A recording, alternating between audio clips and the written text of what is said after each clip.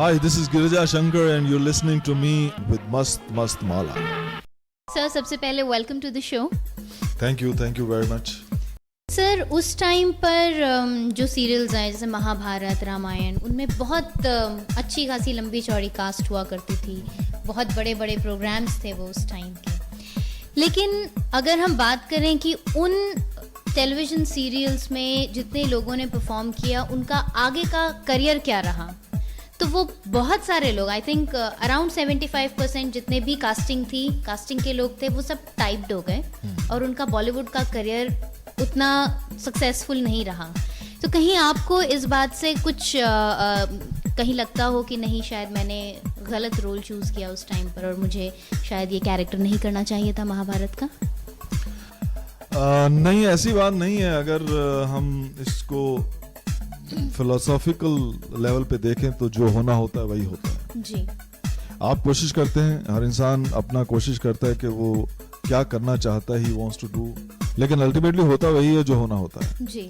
जहां तक हम लोगों का सवाल था, जितने भी एक्टर्स माइथोलॉजिकल सीरियल्स में आए, चूंकि वो बहुत पॉपुलर हुए, लोगों ने उसको एक्सेप्ट किया और उनकी जो इमेज थी, एक छवि थी, मासेस के जहन में बैठ गई. जी. अगर कोई राम है तो वो अब राम भगवान हो गए हैं. राइट. वो अब हीरो नहीं हो सकते. तो जाहिर है वो छवि काफी अरसे तक, काफी वर्षों तक उनके दिमाग में रही और उसको शायद लोगों ने उसी रूप में फिर से देखना चाहा. जी.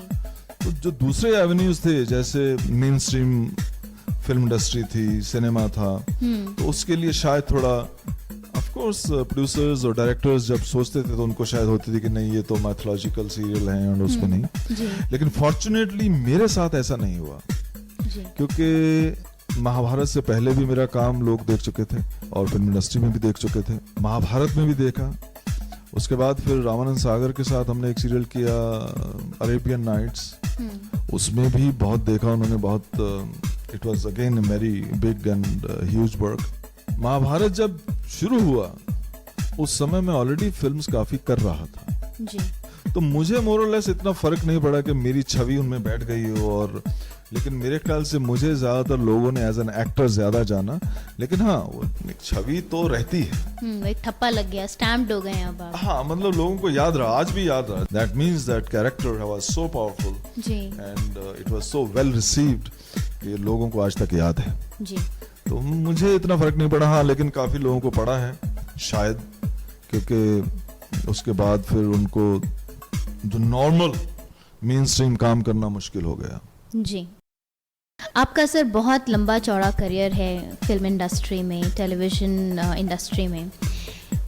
कोई ऐसी बात जो आपको बहुत टीज करती है, जो आपको पसंद नहीं है बॉलीवुड में, ऐसी क्या चीज़ है? आपने बहुत अच्छी चीज़ें भी देखी होंगी, बहुत ख़राब चीज़ें भी. मोर और लेस मैंने अच्छी ही चीजें देखी है. मेरा एक्सपीरियंस बहुत सुखद रहा है, बहुत अच्छा ही रहा है जी. और जब से मैं बम्बई में आया हूँ और थिएटर और टेलीविजन और फिल्म्स की हैं, मैंने फिल्म इंडस्ट्री को एक बहुत ही अच्छा प्लेटफॉर्म माना है और देखा है जी. और मुझे कभी ऐसा कोई एक्सपीरियंस नहीं हुआ जिससे मुझे निराशा हुई हो. जो कि किसी भी प्रोफेशन में उसके प्लस और माइनसेस होते हैं जी.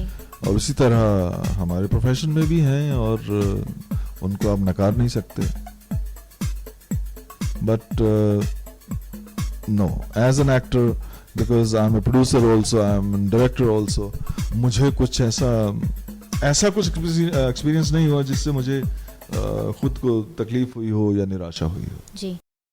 जब आप बॉलीवुड में एंटर करते हैं या टेलीविज़न इंडस्ट्री में भी एंटर करते हैं तो बहुत सारी एक टीम वर्क की तरह आप काम करते हैं, जिसमें बहुत सारी ऐसी घटनाएं भी होती हैं जो उस टाइम पर लगता है थोड़ी बुरी लगती हैं कि आपको किसी ने खींचा या आपकी रिमांड ली टाइप स्टार्टिंग जब आपने किया.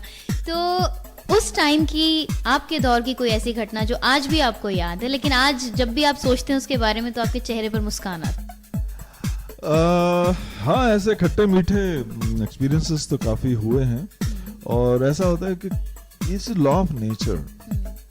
जब भी आप, खासकर हमारे एंटरटेनमेंट बिजनेस में, जब पहली बार आप किसी काम के लिए जाते हैं, किसी से मिलने जाते हैं, suppose I am an actor, और मुझे काम चाहिए, I want to act in movies and cinema and television, तो जाहिर है मैं जाऊंगा, प्रोड्यूसर्स से अप्रोच करूंगा, डायरेक्टर्स को मिलूंगा। जी तो चूंकि उनको पता नहीं है कि मैं किस किस्म का एक्टर हूँ, जी उनको शायद लगेगा हाँ ये ठीक है, फिट होता है, या उनको मेरी कुछ बैकग्राउंड पता होगी, तो शायद मुझे चांस मिले। बाकी तो हर काम जो है ultimately I think it goes down to your luck, however talented you are, ji however good looking you are, ji or whatever you are, but ultimately of course you may get chance by your networking or relations and whatever personality you have, but ultimately it goes कि आप कितने आपका combination जो है आपके talent का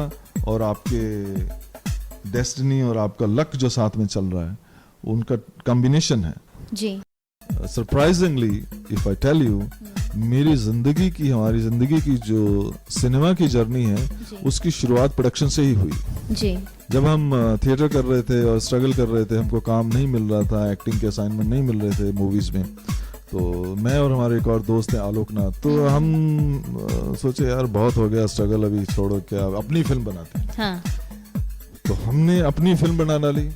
उसकी सारी शूटिंग हमने दिल्ली में की, सुंदर नगर और all over Delhi we did. Okay and हम दोनों प्रोड्यूसर्स थे, हालांकि हमें प्रोडक्शन के बारे में कुछ मालूम नहीं था, जी but we ended up making a very good successful film and I am very proud of the film till today. उसका नाम था अब आएगा मजा।